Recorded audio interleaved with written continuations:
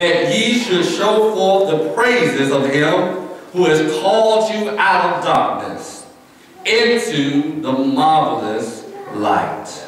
When God saved us, he took us out of what we were in and put us in his family. And we became royalty. Yes. Can I make it even deeper for you, even plain? You may not agree with this, but can I make it even plain? Although I am black and I identify with my culture, I am more a Christian than black. Amen. Go ahead, sir. Go ahead, Go ahead, sir. And so, when others want all this equal rights, I'm for all that, but the main thing is, if I'm serving God, I really don't have to worry about a whole lot. Oh, God.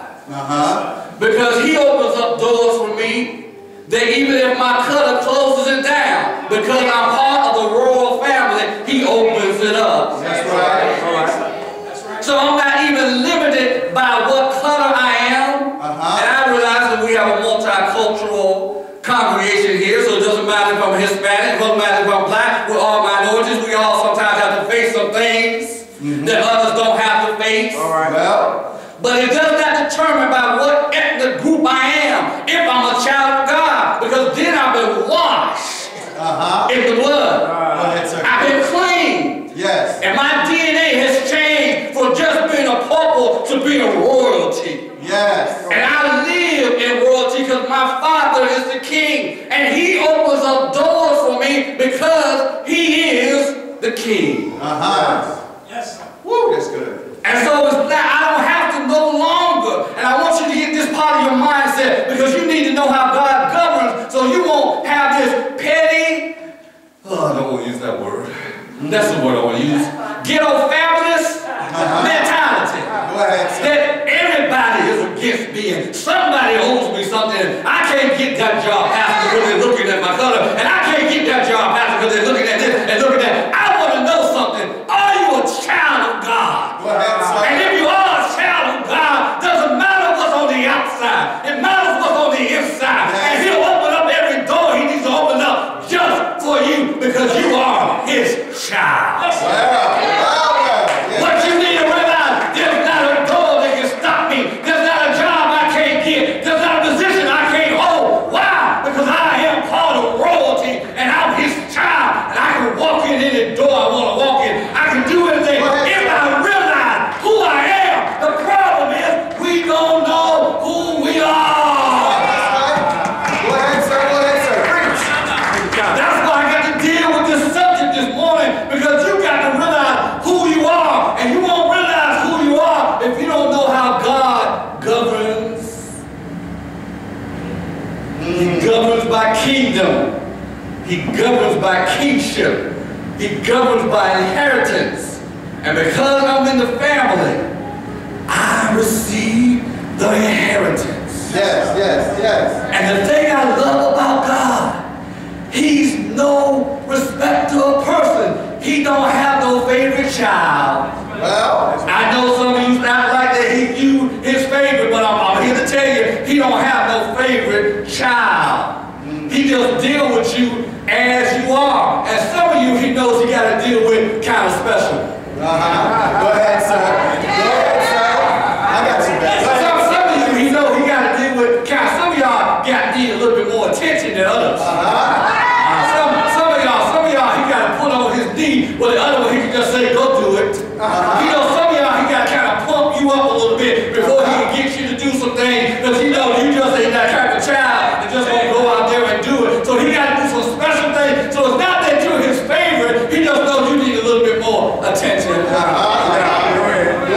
I'm not going to classify, because I'm not daddy, is that good or if that's bad. That's just how you are.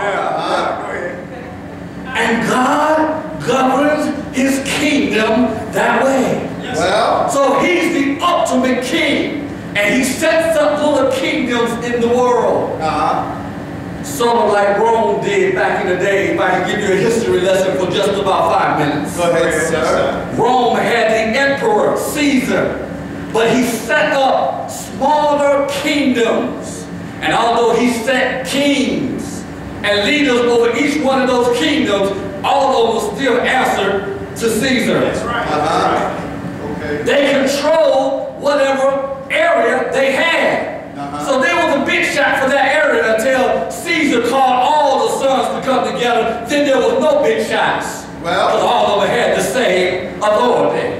And so when you go to your individual homes and you go to your individual cars, it will say that's your kingdom. Or when you come to God's house, all of us are on the same level because God is calling all of his children into one place. Well, go ahead, sir. And if I recognize how God governs, then I position myself right to receive what God has for me. Well, because the key to my positioning is, where is my mind? All right. Where is my thoughts? Am I on the right frequency with God when it comes to my thoughts? Or do I think it's holy to think I'm just this little broke down somebody that God needs to bless? There was a song that came out years ago that I didn't sing. Quartet came out and said, I'm a nobody, trying to tell everybody about somebody. This ain't anybody. I have a problem with that because once I became into the family, I no longer was a nobody. well, I was a nobody when I won't save. Didn't know my name. God might have cared, he might not care, because he didn't owe me anything when I won't save. But he was so gracious to let his goodness shine upon me, although I was not saved, because he knew if I could get you in the family, you're going to work for me. So once I came into the family, no longer did I have the title of being a nobody. He knows my name. Yes. When you're a nobody, he don't know your name. Since God knows my name, that makes me somebody. Go ahead, sir. Yes. Some areas you walk in, they don't know you. They look at you strange. But God knows every one of his children by name. Yes. And the Bible says he can even number the hairs on your head. Matter of fact, he can tell you how many you had when you were 20, how many you got now. Well, We won't go there. We won't go there. I don't have a whole lot myself. We won't go there. But God knows us. So I am no longer a nobody. He knows who I am. Okay. You don't have to go there, but in Romans chapter 11, this is how we got into the family. He grafted us into the family. We were not born into the family. We're not of Hebrew descendant. At least most of us are not. Some of you may be, I don't know. I don't know your family tree, but most of us are not of Hebrew or Jewish descendant. And because of that, we were not automatically in the family. But God was so gracious that when we received him as Lord and Savior, he grafted us. Or in other words, adopted us into the family. Yes. And see, one thing about adoption, see, when you have a child, it's really not determining whether you were trying to have the child or not. It might have just popped up. But when you adopt, we know you wanted me. Yes. And so since I was adopted in the family, I don't have to worry about if I was just one of those who popped up. I know God wanted me, because if he didn't want me, he would never have adopted me.